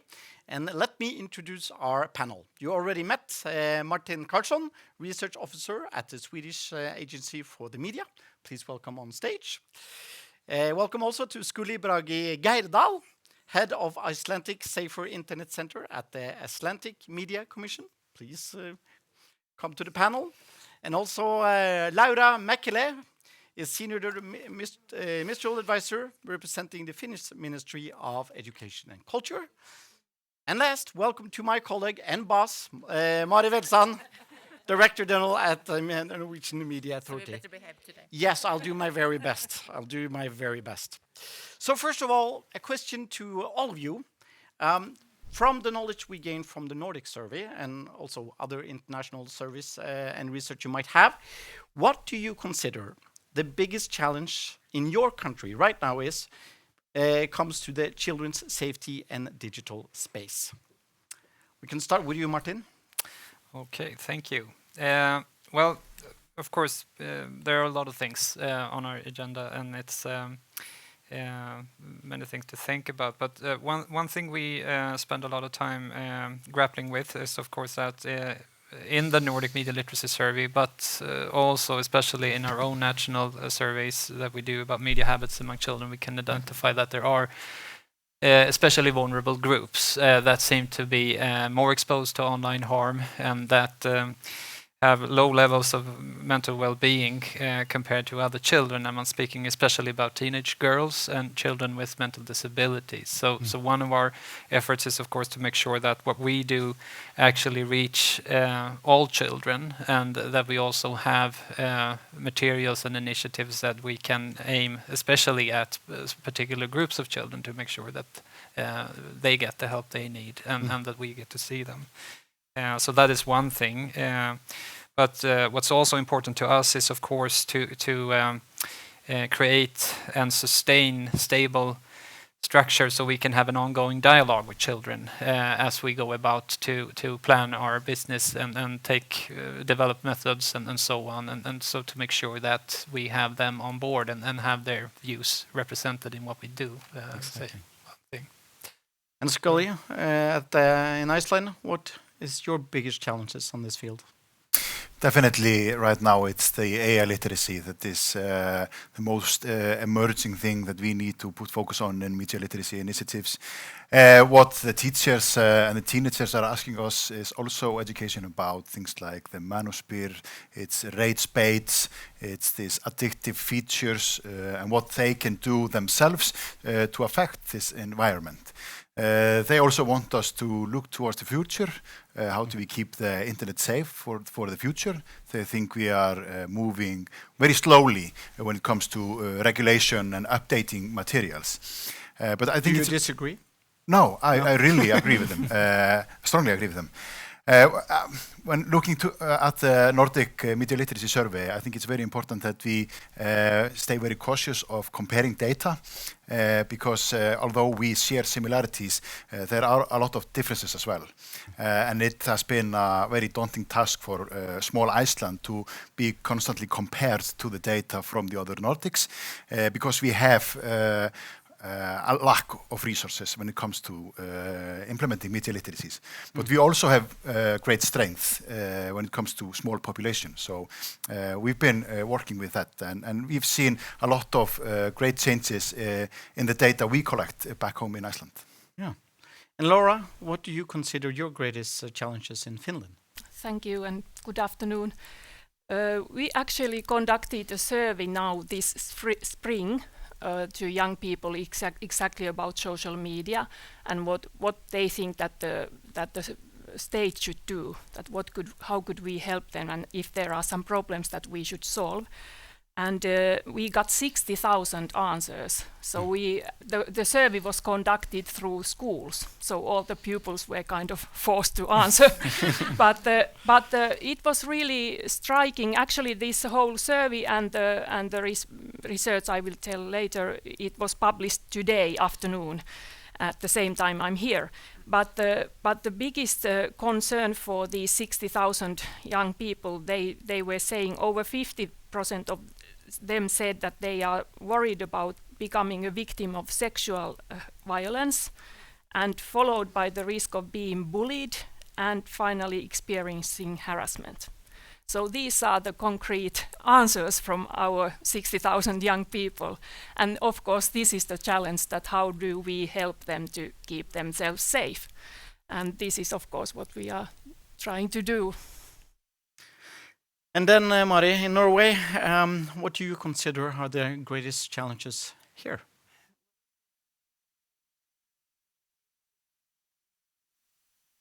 Oh, we can't hear you. The microphone. Here we are. I think the biggest challenge for all of us is to keep track of the challenges. So then doing continuously research is very important. And what we have been doing now the latest months in Norway, I think it's very exciting because we have gone from only asking children, and then we all know that it's easy to not always tell the truth, but to give the answer you think that's expected from you. So then, as my colleague Maria was telling about earlier today, looking into the actual feed, what are they exposed to, what are they watching, and then see how for example, the design and functions, what it means for the user habits. I think that's been really interesting. So we will go on doing that, now also looking into the content. So I think that is very important. Also, we are a bit worried when it comes to young people and their news consumption, because what they tell us in our research is that they hardly themselves actively search for news. They consume whatever is coming up in their feed.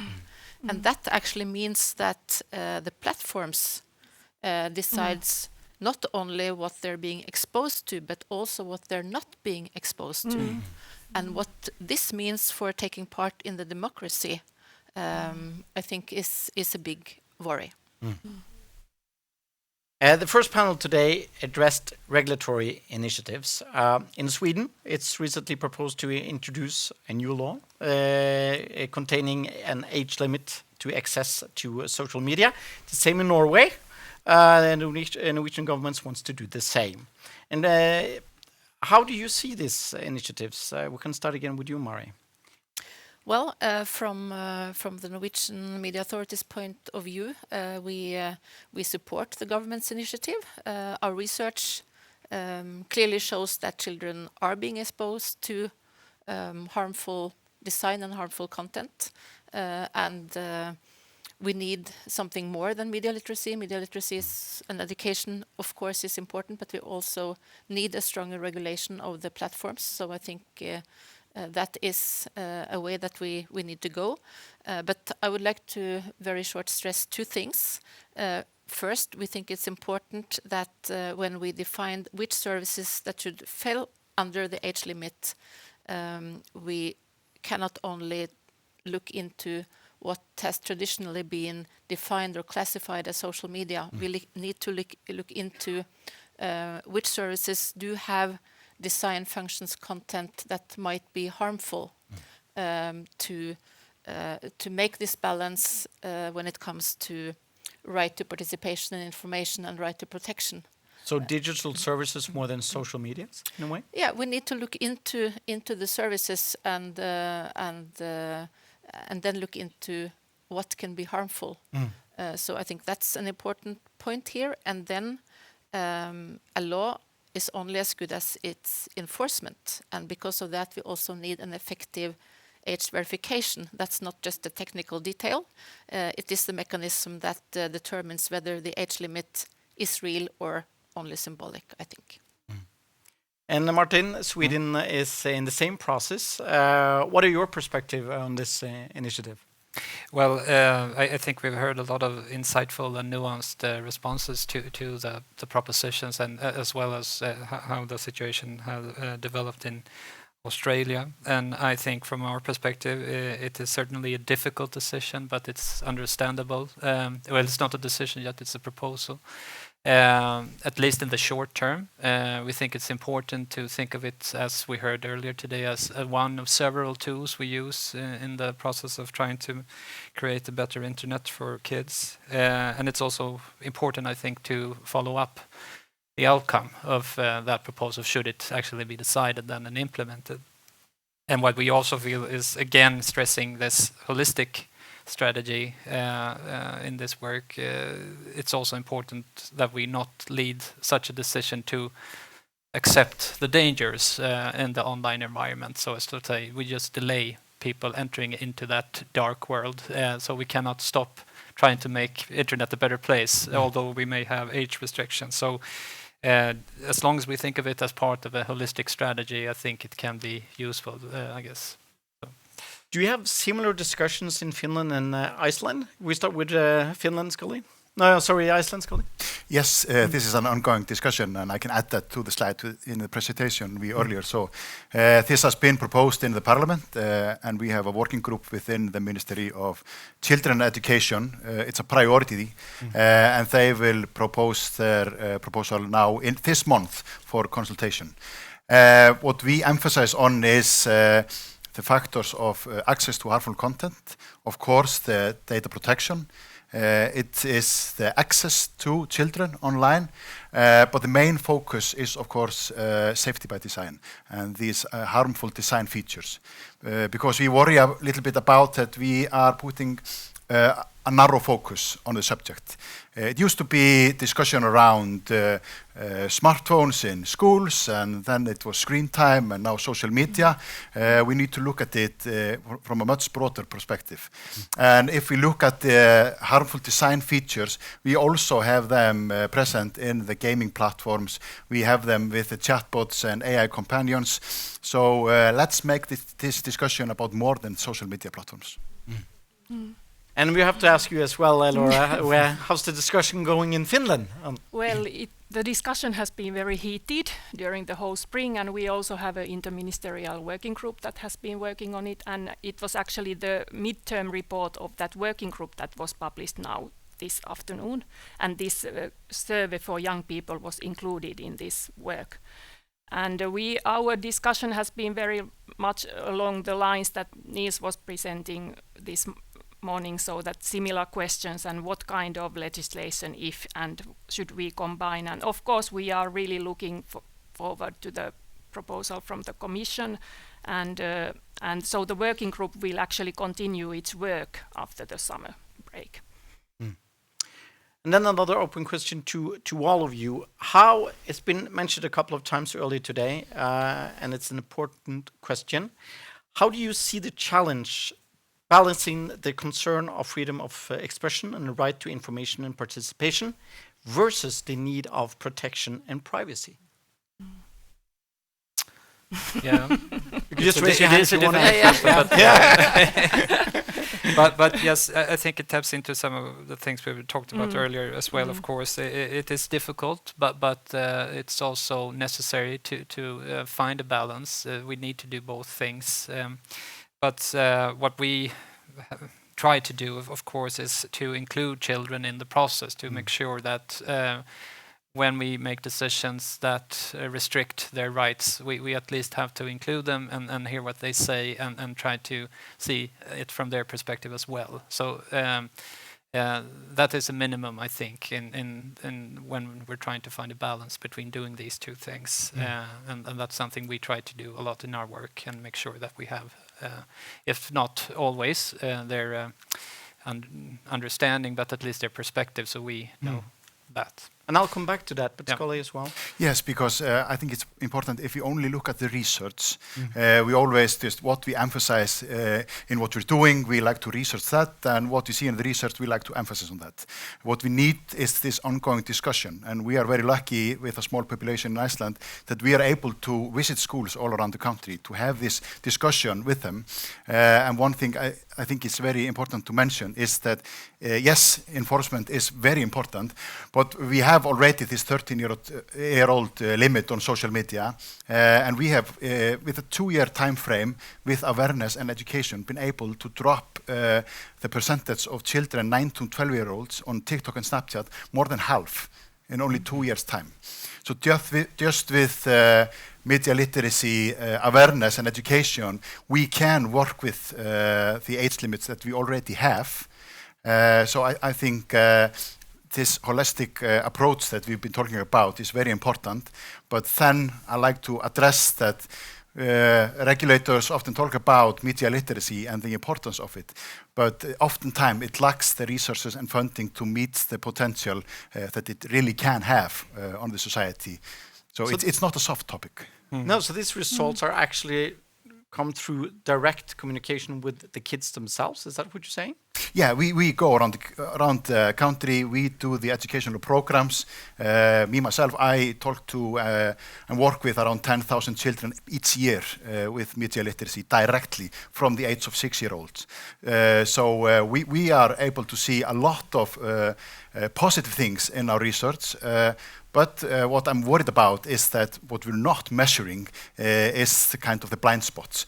But one thing to spot what we're not seeing in research is directly talking to them, because they're very willing to say how they get past parental controls. If you just ask them, they're willing to tell you. Yeah, and that is partly the answer of my next question is, because we always talk about this, but in which ways can we actually involve children and young people to make sure that their voices are heard? And we can say it is important, but how do we do it? In Iceland, you're actually visiting the school and you talk to them physically, analogs, analogy. But what about Finland? How do you ensure that children's voices are heard in this process? I want to highlight also the work that the Safer Internet Centers are doing, because we also have I think all the EU countries have Safer Internet Centers, and we have had it for 15 years, and it's really important what you do. And also all the other support mechanisms, this helpline these hotlines.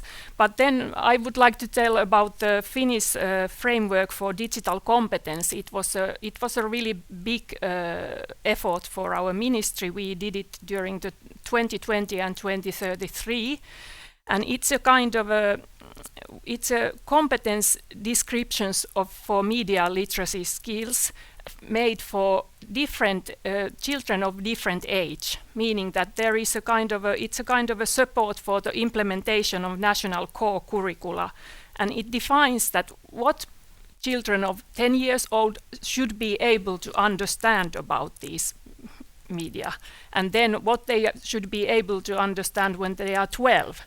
And we really have put these criteria to all the schools. And we have 80% of our municipalities are actually using this criteria or these competence descriptions, and the schools are really working with them in different subjects, whether it's language or mother tongue or whatever, but they have these.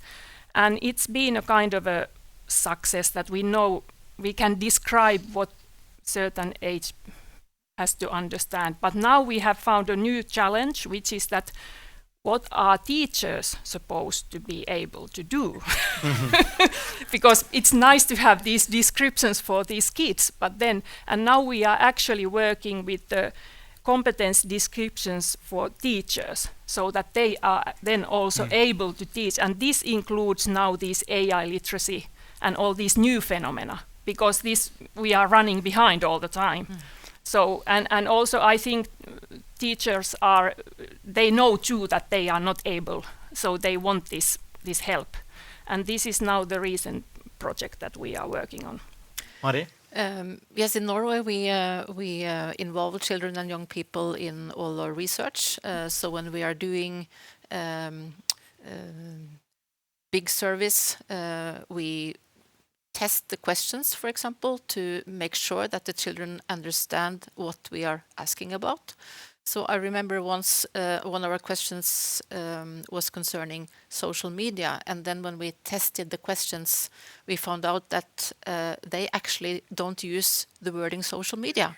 They talk about Snapchat or TikTok or whatever. So just small things to make sure that they understand what we're actually talking about, or if we lack questions that are really important to them. So this, I think, has given us new knowledge, and also we use qualitative research focus groups to dig more into things, and that is also helpful. And to also pick up your point, we are also very concerned about media literacy initiatives, not only when it comes to young people, but also professionals working with the children. Because families, parents are important, but so is the professional network. So we need to build this knowledge in a big area, so to say. Now all 4 countries are talking about getting some laws in order to put age limits on social medias. Social medias have been around for quite some time. Scully, you said that the kids themselves think that it goes quite slowly from the government side. So how do you think, when technology and user habits are changing so fast, how can we prepare ourselves and the users for the next trend?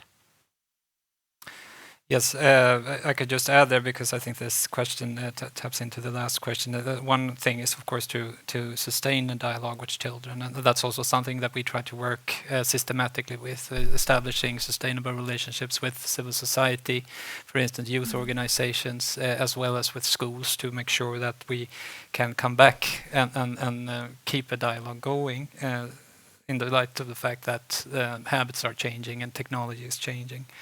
But then also, of course, to see that what we develop in terms of initiatives and so on also are able to target different groups, and that we see that what we do can be used and understood by different groups given their particular circumstances and so on. But I think it's also important that we continue building like a foundational, solid knowledge of media and funding and financing and the business models and so on. So we sort of, in spite of the fact that things change and we get new apps and so on, the business models and the structures are not changing as fast, and that is a good thing to have in mind, or like a bedrock knowledge when you approach and navigate the media landscape. So I think it's important to do that as well. And Laura? I would just agree what you just said, that we always say that our approach has always been technological neutrality, actually. That you have to have critical media literacy skills no matter what is the platform, in a way that if you are not able, and actually what we are really worried about is the basic reading skills of young people, and that people don't read. And this is, you have to start from there. And the problem is that when young people are now, like we hear that they are like how many hours per day looking at these TikTok videos, so they don't have time to read. And not even as a parent, you try to force them to read, they certainly don't do it. So, and then if it starts from that they can't read, so it's really hard work from the beginning. And I think it's also about building regulatory framework flexible enough to address new harms that might come, so that we don't need to fix the framework every time we will have a new service, for example, or a new kind of harm. And this is, of course, difficult, and I think regulation will always be behind development. But what we need to try to assure is that we are not too far behind, and that it's flexible enough to last for a while. I think it's a good point. I mean, if you just look at how do we regulate other media, we don't ban children from watching television, but we restrict them from harmful content. We restrict the access of marketing and advertisement. If we look at the Kajkvæser, PEGI, how do we put age limits on content? We have the age categories of 14, 16 and 18-year-old. And the content that we see in video games, television, movies, episodes, it's also present on social media. So look at the regulation we already have. We can also put it towards the social media platforms. Of course, the problem is with user-generated content. That's what our main problem is. But with the design features, finding a solution of regulating that aspect, I think is a way to look forward. And I think one very important thing that we found in our research is that around 25% of children, they have a positive experience of social media. And almost all of them, when we talked to them, they said, I have a parent that told me how to stay safe, how to report content, what to do. So we need to empower parents as well. We have done this with a toolkit for the parents. They want to have this discussion with the parents first, then the teachers, and then comes the guy from the government. I'm in like 5th or 5th or 6th place. I like to be a little bit over, but but let's put the emphasis also on empowering parents. Now we have 4 of the 5 Nordic countries represented here today. How can we work better together? I think we already have a very good cooperation.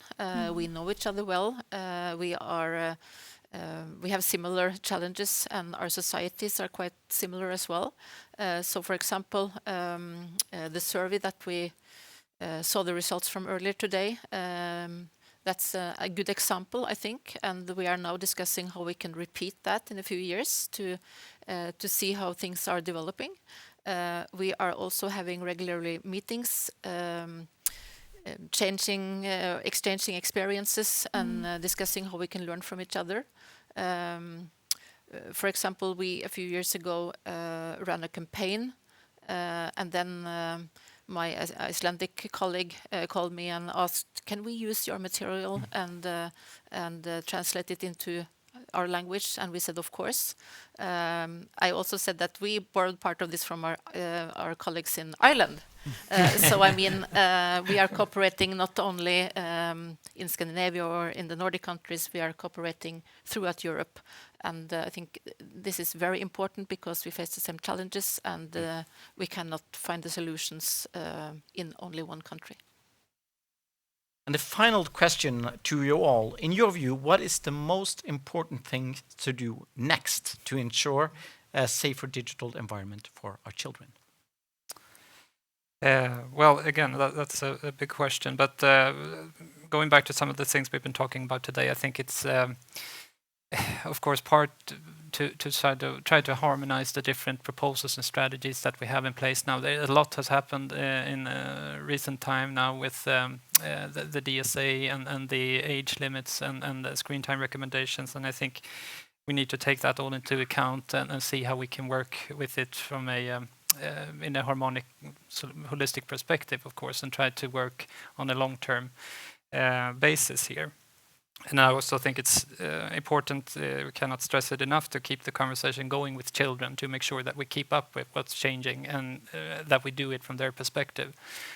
So we don't do too much based on what we think is happening. So maybe those two things for now, at least.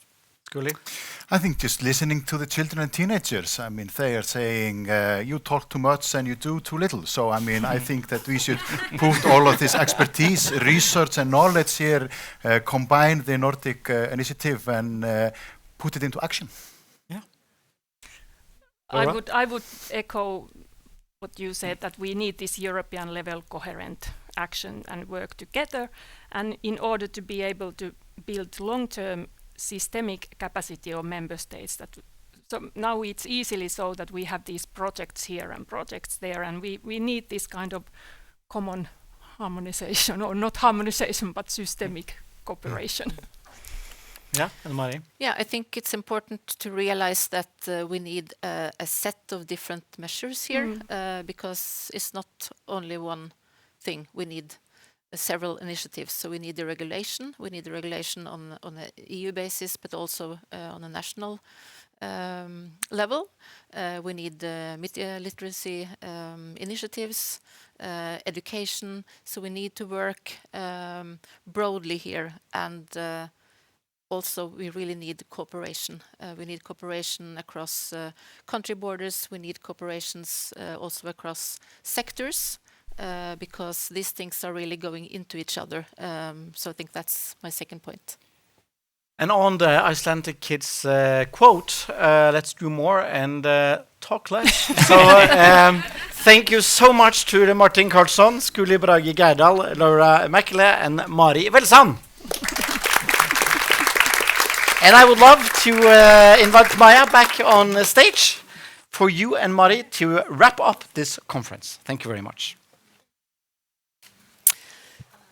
So what really remains, I think, is a big thank you to our speakers, our panelists, our moderators, and of course to our audience, both you who have been with us here in Oslo and to our followers online. And I hope really that you all gained some new knowledge here today, both when it comes to enforcement and empowerment, because both are really important.